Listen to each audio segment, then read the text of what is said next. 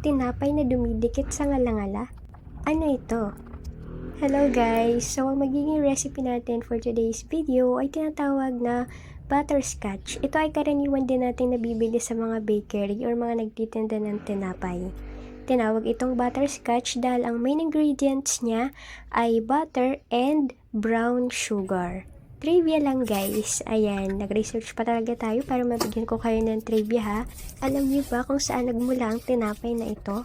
Ito ay nagmula sa England. At ito nga ay na-discover ng isang confectionery company na originated sa Doncaster, Yorkshire, England na itinayo ni Samuel Parkinson.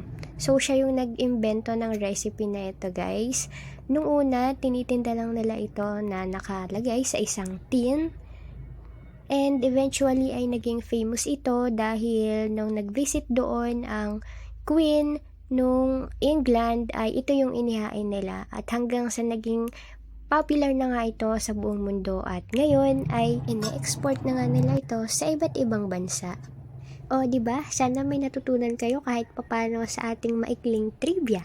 At balik nga tayo sa ating recipe guys. Marahil ay merong magtatanong sa inyo kung bakit honey syrup yung inilagay ko dyan instead na corn syrup or glucose syrup. Dahil originally, yun talaga yung ingredients niya guys. Pero dahil hindi sa akin available yung glucose at yung corn syrup, ay naghanap ako ng alternative which is ang available sa akin ay honey syrup. Ayan, kaya kung wala kayong glucose or corn syrup, ay po pwede yung honey na gamitin para dito sa ating recipe.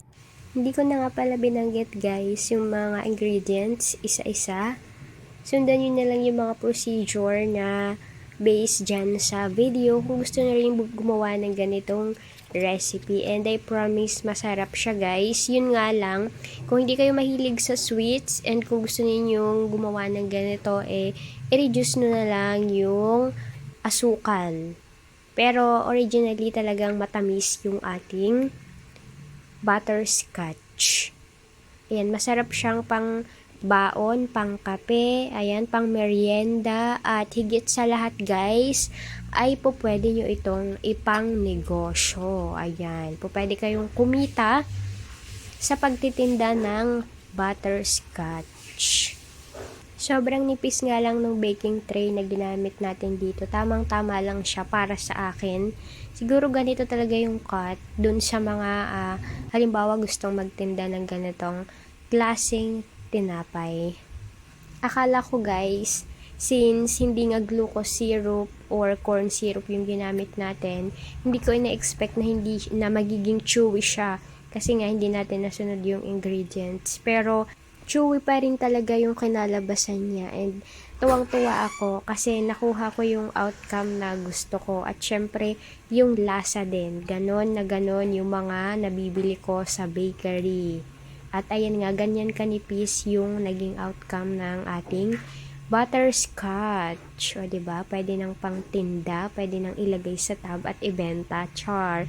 Ayan. Kaya sa mga gusto guys na gumawa din ng ganitong ingredients, ay ilalagay na lang ulit natin sa description. At kung meron kayong comment and suggestion sa ating naging recipe for today, ay pwede kayong mag-comment. Ayan. Thank you po sa lahat ng mga followers na nagla-likes at nagpa-follow sa ating page. Thank you so much po sa inyo.